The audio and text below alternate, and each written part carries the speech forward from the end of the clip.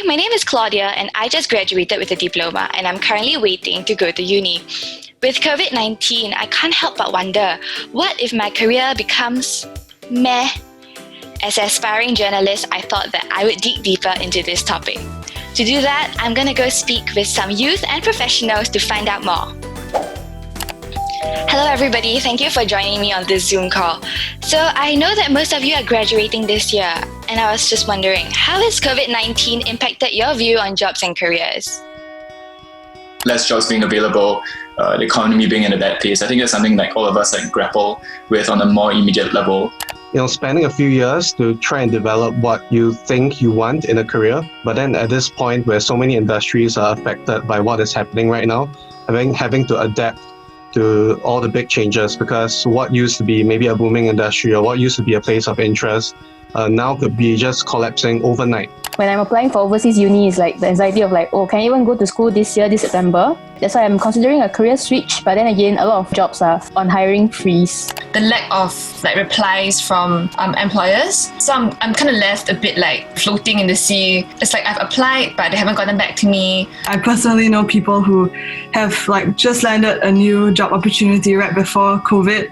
And when the whole situation kind of got worse, basically the start of their job got pushed back further and they don't know when they can start. They don't even know whether they'll still have the job. I kind of wanted to see if I could take a gap year and figure things out, try different jobs, freelancing, or doing things on a contract basis, right? And this whole pandemic has kind of put that into question because of all the uncertainty, right? Is that actually going to be a safe thing for me to do right now, having just come out of NS and without the so-called university qualification? Previously, I've been searching for answers to address these concerns. If you haven't caught the first video, you can go and check it out. In this episode, I wanted to explore more of what we can do in spite of COVID-19. How might we put ourselves out there in an authentic way? How do we differentiate ourselves from other job seekers? I spoke to some career design specialists. Here's more from them. So here at my working title, we've got this career design model. We call it the inside out and outside in approach. It starts from understanding who you are, your strengths, your skills, your interests and passions, and how can you match that with the possibilities that are outside. At the same time, you can scan what's outside and see what attracts you. Maybe it will just surface interests and motivations that you never knew you had. That's right. To build on that, it is important to discover yourself and your story. What are your strengths, your skills, and your interests? What motivates you? And what are your aspirations? If you have the answer to these questions, you'll be better able to look for a job. You can give better answers to job interviews, and when you do find a job, you'll last longer and you'll be able to build a stronger career. How do we find that sweet spot of what's on the inside with what's on the outside? Let's find out. My name is Trisha Duran. I'm the head of HR for Unilever in Singapore. I know I may not look like it, but I have about a decade and a half of work experience. I'm Joanna Yeo. I'm a strategic HR and talent management practitioner for the last 25 years. Hi, I'm Padilla. I'm from Generation. We're an international non-profit founded by McKinsey.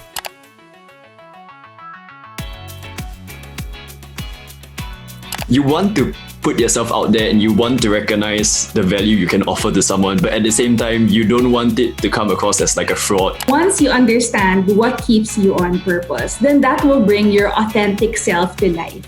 So you don't have to worry about going to an interview and making things up or posturing and inventing or memorizing answers, because the reality is that you're on purpose, you understand who you really are and what you can bring to an organization, and therefore you share that. And once you share that, your authentic self shines through, and therefore you have a higher chance to get a job. Many people call this pandemic the Great Pause.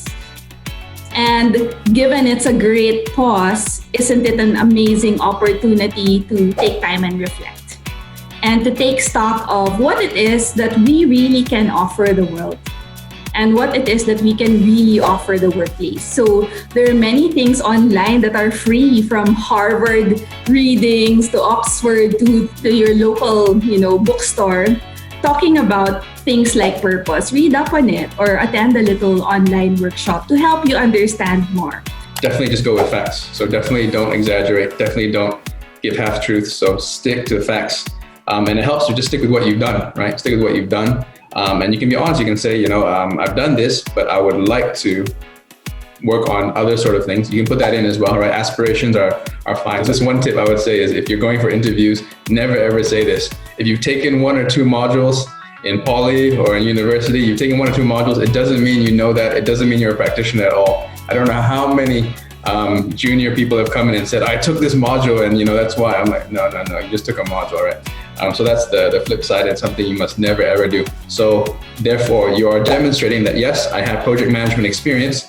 You're not saying you're a professional, but hey, at least you put down that, I have 6 projects over the last 2 years where I directly project managed a team of how many people, right? And then I guess, again, that's what makes things a little bit more simple, is when it's tangible and fact-based. Well, firstly, I think that's a very understandable feeling. I do, to be honest, feel it myself as well. I think the first thing to be mindful of or remember as you are going about this is that the recruiter or the person that you're talking to literally knows nothing about you except what you write or what you tell them. And I think one thing that I have seen work for myself as well as the applicants that I advise is that make sure that everything that you write in a resume or even say in an interview is actually as objective and as data-backed as possible. What this helps to do is both for yourself, it gives you confidence that you're actually not lying, you are telling the truth, and also not inflating your achievements or even downplaying your achievements. And it also helps you come across more credible to the person that you're speaking to. How can I stand out in the job search process? Like, are there any tips?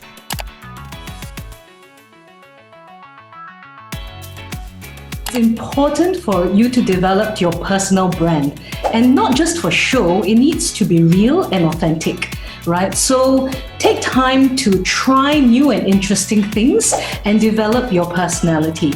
So if you're ever asked a question, tell me something about yourself, you can say something like, I play a saxophone in a jazz band, or I started a Minecraft channel on YouTube. Instead of, I read, I listen to music, or I have tried every single bubble tea store from Jurong to Pasir Ris, right? So develop a story for yourself that is compelling and be remembered. If you're a fresh grad and you don't have any actual work experience, you can use the experience that you have through your co-curricular activities. So say, for example, if you ran a marketing campaign that managed to reach out to a few thousand people across Singapore and resulted in a 200 people event, that should be in your CV. Writing that cover letter in a way that is very specific to your own interest in the company and your own interest in that role, and how you have demonstrated that interest maybe in your previous experience or in the ways that you have researched about the company and stuff like that, usually are the things that would make you stand out, I would say, for the more cookie cutter standard applications. There is a big focus on your portfolio, right? Because, the interview, fine, we may not get the sort of physical interaction and sense of a person. So, hey, then to really make it tangible, a really strong portfolio would make a big difference, because it's very tangible. It's what you've done. It's what you've produced, right? When I say portfolio, then people think, designers, I have, all these creative pieces that I've done, et cetera, et cetera, et cetera. But hey, portfolio can even be like your deck of slides, like me as an ex-management consultant. Show, the sort of thought and work that I've done. And that is part of my portfolio too. Take the time to be creative. A lot of youths, or even today, right, professionals, they go in for an interview. They feel that the interviewer is dictating what happens. I'm there to, go roll with the punches, see what happens. No. Think about it. An interview is very much dictated by you, the interviewee, because the interviewer asks you one question, you will then decide where the conversation goes, because you will choose what story, what personal experience you bring up in your hands. So therefore, you have to plan well which stories you want to tell, which experiences you really want to share, because you will decide on the direction of the interview. And I hope this mindset flip, gives you a lot more confidence and comfort that, hey, interviews are not so scary, because interviewers, they just want to hear from you, get a feel of you, so you can decide how and where the conversation goes to give them a feel of who you really, really are. How do I build a strong portfolio? How can I build up this foundation of a strong portfolio that can make up for perhaps not having a university education.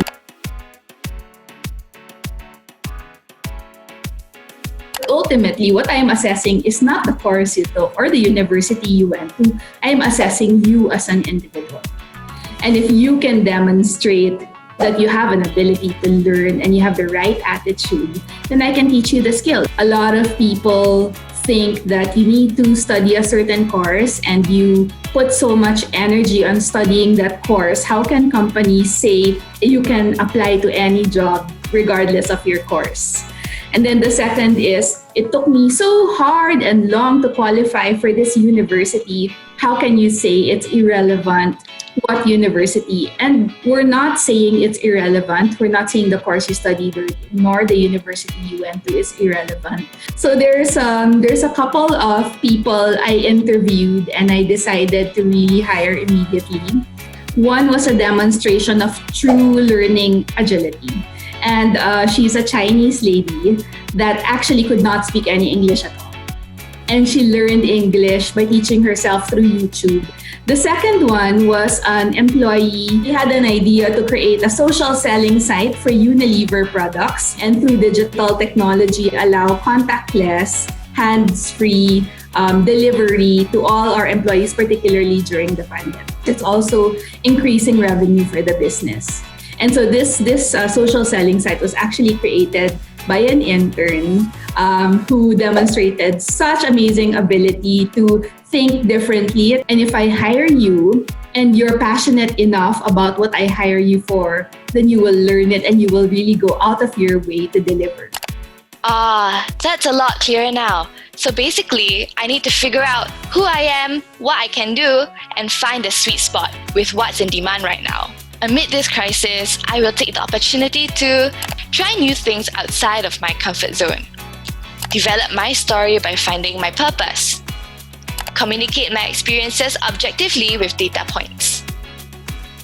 You can click on this link for free resources to help you on your career journey. If you found this video helpful, please give it a like and share it with your friends. See you next time. Bye!